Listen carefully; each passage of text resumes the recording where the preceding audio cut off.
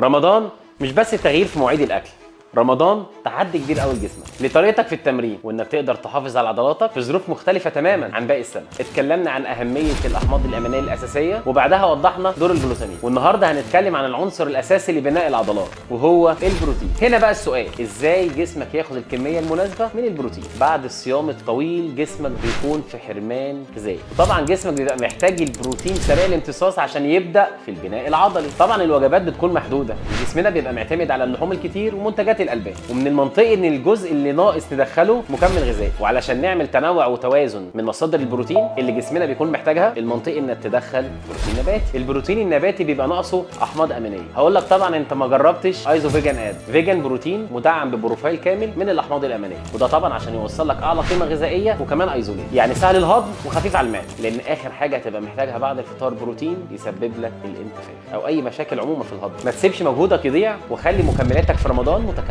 وخلي عضلاتك اقوى يوم بعد يوم. كل سنه وانتم طيبين.